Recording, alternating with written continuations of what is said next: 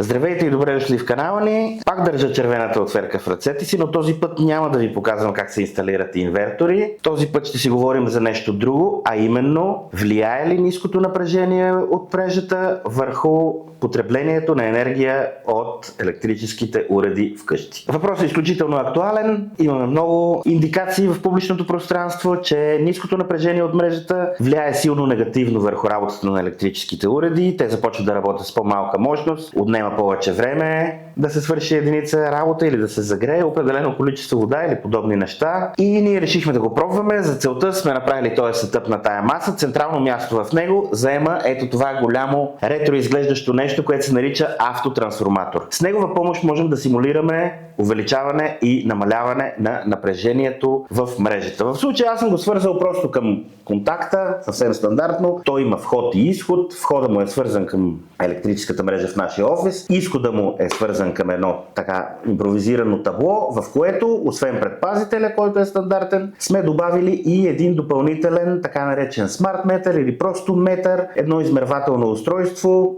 може би най-разпространения модел към момента на пазара, характерно предимно за фотоволтичните инсталации. Точният модел е CHINT DDSU666. В случая е директен, без токови трансформатори, и към него сме свързали един обикновен разклонител, в който ще включваме и изключваме различни товари, за да демонстрираме как работят те. Едно от основните предимства на тези измервателни устройства, каквото сме сложили тук, е, че поддържат връзка към друго електронно устройство и могат да предават данните към него. И тъй като дисплейчето тук е много малко трудно за отчитане, ние сме си написали едно инструментче, което съм ви показал на този големия дисплей, което показва едновременно колко 5 различни стойности и има вграден таймер, за да можем да измерваме и времето, за което уредите ще работят. Тук имаме напрежението в горният ляв правоъгълник, токът в горният среден правоъгълник, активната мощност в горният десен правоъгълник. Не случайно пише активна мощност, а не просто мощност. Има разлика между двете и тази разлика се определя от фактора на мощността, който е в надолния ред в левия квадрат. В случая показва единица, по средата има таймерче, с което ще засичаме колко време работят уредите, и общата енергия е долу в дясно. Ето сега ще ви покажа как работи цялото нещо, за да имате някаква идея.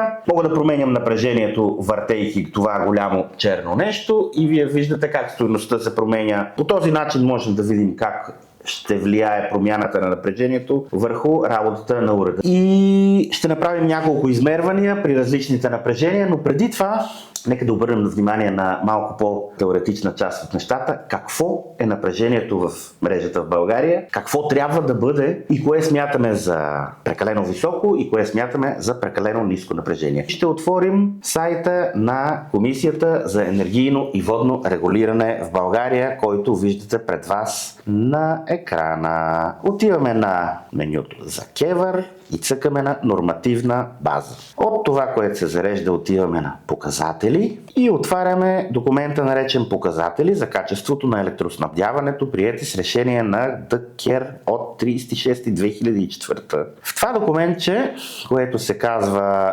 показатели за качеството на електроснабдяването, са дефинирани основните показатели, които, както казва и името му, поставят какво е качеството на електроснабдяването. Нас ни интересуват относно напрежението основно две неща, които са в тази табличка в точка 2.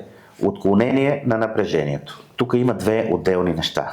Едното е това. Напрежение в рамките на плюс-минус 10%, но за всеки период от една седмица 95% от ефективната стойност на напрежението за 10 дни. Защо 95% и защо плюс-минус 10%? Защото отдолу има нещо друго. Същите напрежения, само че вече долната граница е на минус 15%, а тук не пише 95% от средната стойност, а пише другата дума, наречена всички, която би трябвало да се тълкува като 100%. От средната ефективна стойност на напрежението за 10 минути означава, че самото измерване на напрежението трябва да бъде направено, като се вземе средната ефективна стойност на измереното напрежение за последните 10 минути. Така че имаме мрежово напрежение от 230 волта по стандарт. 230 плюс 10% е равно на 253 волта.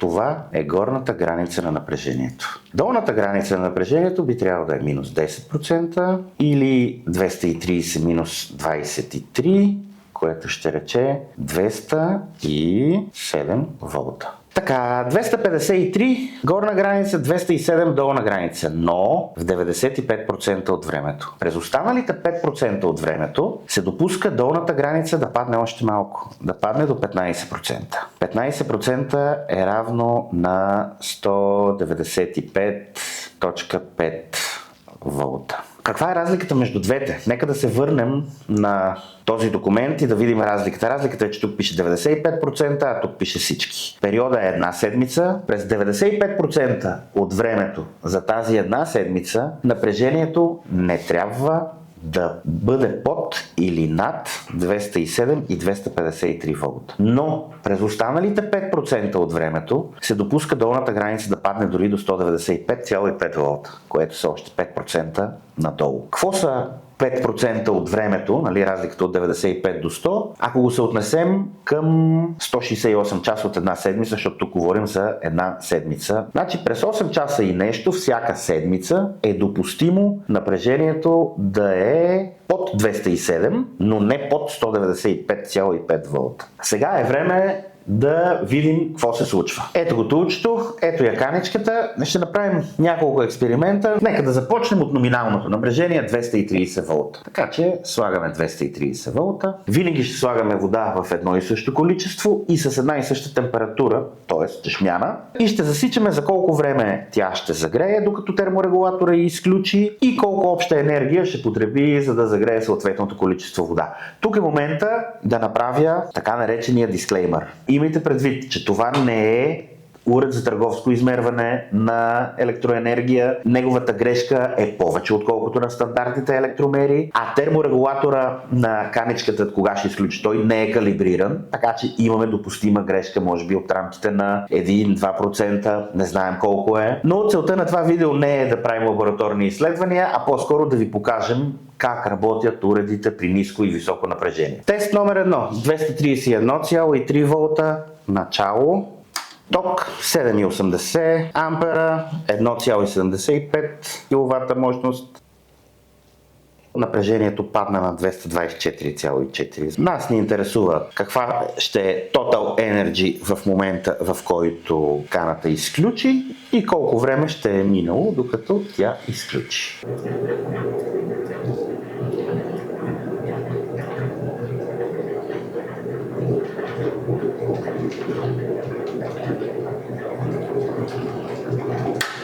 Начало 14,27, край 14,44, общо изхарчени 0,17 кВт часа. Ще си направим една табличка, в която ще записваме резултатите, започвайки от номиналното 230 волта, 0,17 кВт часа, 5 и 54 минути с мощност 1,73 киловата. Вторият ни опит, напрежение 253,2, 252,9, около 253 сме, което е горната граница. Начало 14,44 киловатт часа. И включваме. Първото, което виждаме веднага е мощността вече не е 1,73, а 2,05 и тока вече не е 7,7, вече е 8,4. Това е съвсем в реда на нещата.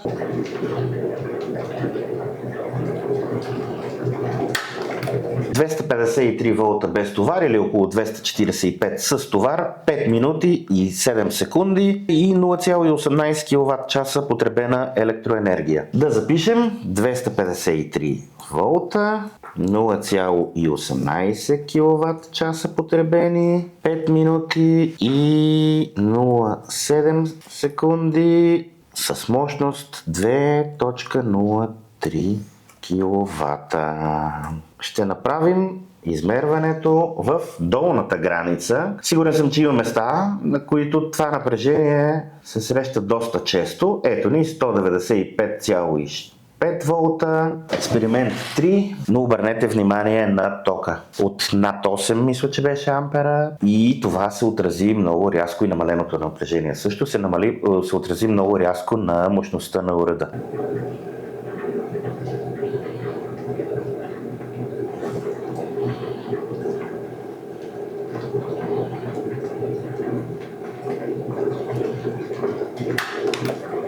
Край 8 минути и 1 секунда. Край на общата енергия 14,79, т.е. сме изхарчили 0,17 кВт часа, 195 волта, 0,17 кВт часа потребена енергия, 0,8. Айде ще сложим тая една секунда при мощност 1,25 кВт. Така, нека да погледнем какви са изводите. Количеството потребена енергия при трите варианта не се различава особено. Времето, виждате каква огромна разлика. От 5 минути и 7 секунди при високото напрежение до 8 минути и 1 секунда при ниското. И това е обусловено от това, че мощността е пряко свързана с напрежението и съответно при ниско напрежение тази каничка работи с много понижена мощност. Не всички уреди вкъщи работят по начина, по който ви показах, че работи каната за вода. При нея промяната на напрежението води незабавно до промяна на тока, оттам и промяна на мощността. Съответно, ако напрежението е надолу, тока също е надолу, мощността също е надолу, но има електрически уреди, които имат токозахранващи блокове, които могат да компенсират намаляването на напрежението, като увеличават тока, така че мощността, която уреда отдава, да остане горе-долу константа. За да ви го демонстрирам, съм ви приготвил 3 съвсем обикновени LED лампи, които съм включил тук. Вие ще видите сега каква е разликата между тях. Докато са изключени, на пръв поглед няма абсолютно никаква разлика. Автотрансформатора на 253 волта, което е горната граница на напреженията, и сега ще ги включа. Като изключим това, че едната малко повече жълтее, защото цветът и температура е по-различна, трите лампи светят горе-долу нормално, горе-долу еднакво. Сега ще почнем да намалявам напрежението. Първо, докато достигнем до 230 волта стандартна стойност. Не мисля, че се забелязва някаква видима разлика в светенето им, както и трябва да бъде. Сега да продължим. Нека да идем на долната граница на долната долна граница, т.е. 230 минус 15%, 195 волта, 209, 208,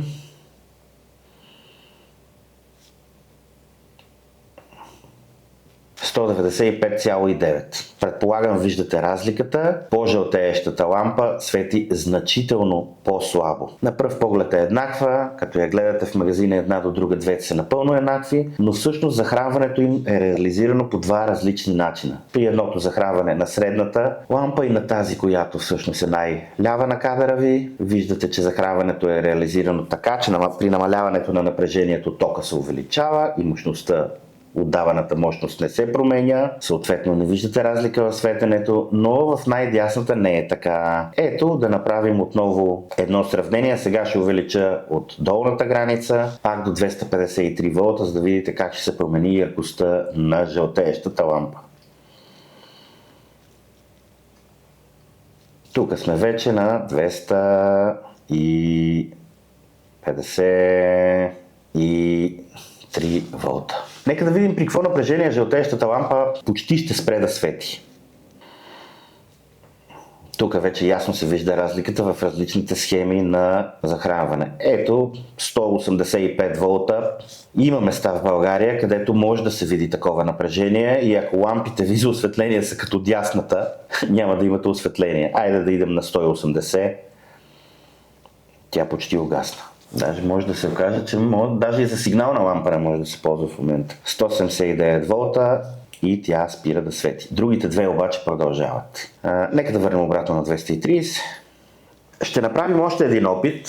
Така и така сме почнали да снимаме. И ще свържа този монитор към автотрансформатора. Телевизорът вече е свързан към автотрансформатора. Дигнал съм напрежението на 253 волта. Тока, който ми показва метър е 410 мА или 0,41 ампера и мощността 0,09 кВт или 90 вата. Нека да намалим сега напрежението, за да видим ще останат ли постоянни 90 вата.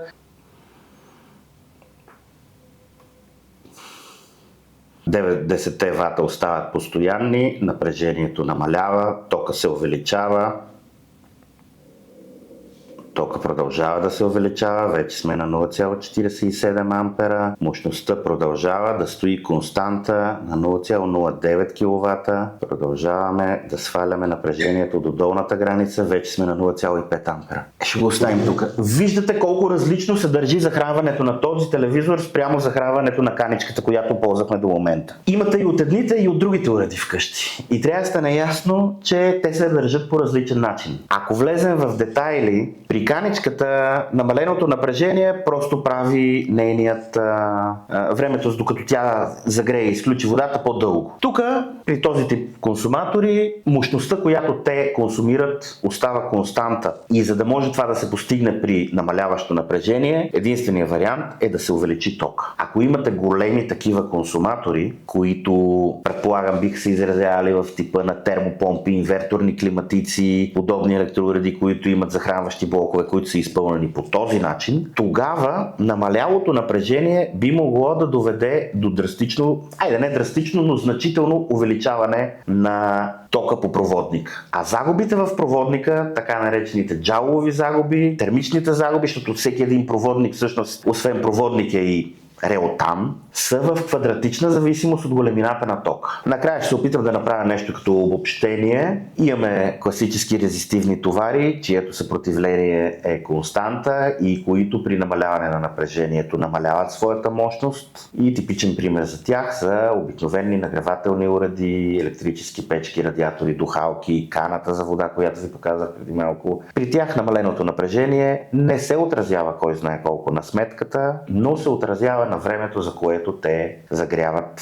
Имаме друг вид уреди, чието захранване е изпълнено като на лампите, които ви показах, които могат да бъдат както такива, които работят с константна мощност и при намаляване на напрежението увеличават тока, за да компенсират това намаление и отдават една и съща мощност, или да си намалят и тока при намаляване на напрежението и съответно мощността им да е по-ниска, каквато беше лампата от дясно на кадра, която видяхте. Има и трети вид уреди, каквито е този дисплей, който тук намерих като най-близо, за да ви го покажа, които ясно са изградени с токозахранващ блок, който компенсира намаляването на напрежението. Той винаги отдава една и съща мощност и при тях, то все още е на екрана всъщност, виждате, че сега ако увелича напрежението, тока ще падне, мощността на дисплея няма да се промени, интензитета му няма да се промени, просто тока от 0,5 ампера отиде на 0,4 ампера и при тях намаляването на напрежението увеличава стойностите на тока в проводниците, откъдето и чисто теоретично увеличава тока в проводниците, оттам увеличава и загубите, които протичащия пред проводниците ток предизвиква. Ако ви е било интересно и сте харесали това, което ви говоря, или ако имате желание да инсталирате фотоволтаична система, може да се абонирате за канала ни, да харесате това видео, да ни последвате и до нови срещи!